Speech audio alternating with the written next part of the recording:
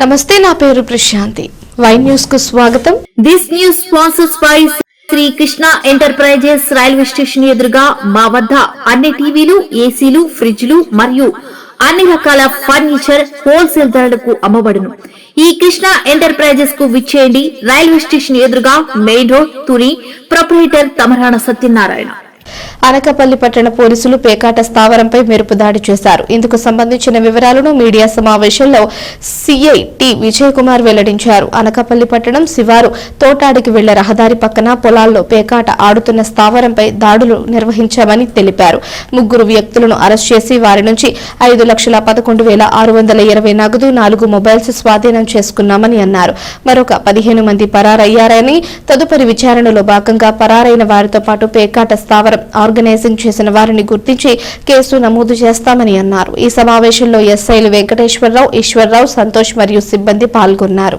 Anakapalli town station పరిధిలో మా SI గారికి రాబోయే సమాచారం మేరకు తోటాడ ఊరికి వెళ్ళేటువంటి శివారం ప్రాంతం అనకాపల్లి, అదేవిధంగా మునపాక బోర్డర్లో కొబ్బరి తోటలో ఒక పేకాట ఆడుతున్నారు అని తెలిసి వెంటనే వారి సిబ్బందితో పాటు వెళ్ళి దాడి చేయడం జరిగింది. ఆ శిబిరంలో దాదాపు ఒక 15 మంది నుంచి 20 మంది దాకా ఆడుతున్నారని తెలిసింది. ఆ క్రమంలో వెళ్ళి పట్టుకుంటే 3 పర్సన్స్ దొరికారు. ఆ 3 పర్సన్స్ కూడా ఒకరు కాకినాడ, మరొక వ్యక్తి వచ్చి కేడిపేట, రోలుగంట మండలం, అదేవిధంగా ఇంకొక వ్యక్తి వచ్చి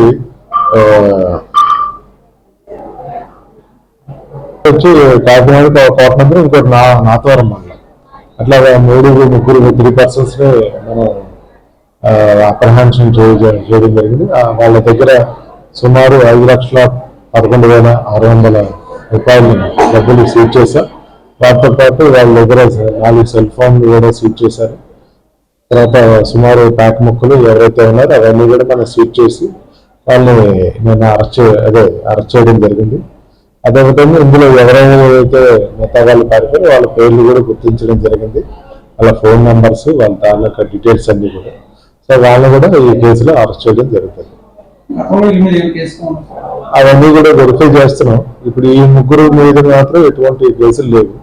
మిగతా వాళ్ళని కూడా తీసుకొచ్చి వాళ్ళు గతంలో ఎటువంటి కేసులు చేశారు, ఇటువంటి కేసులు వాళ్ళు రొటీన్ గా చేస్తారో లేదో కూడా వెరిఫై చేసి, సో వాళ్ళ మీద కూడా ఇలాగ రొటీన్ గా చేసినట్టుంటే ఆ విధంగానే వాళ్ళ మీద గ్యాంగ్ కింద బిఎన్ఎస్ యాక్ట్ కింద కూడా కేసులు నమోదు చేస్తాం.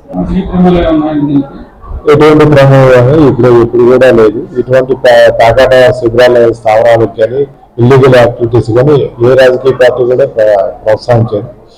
ఒకవేళ అటువంటి ఏమి కానీ ఇప్పటి వరకు ఎటువంటివి లేవు.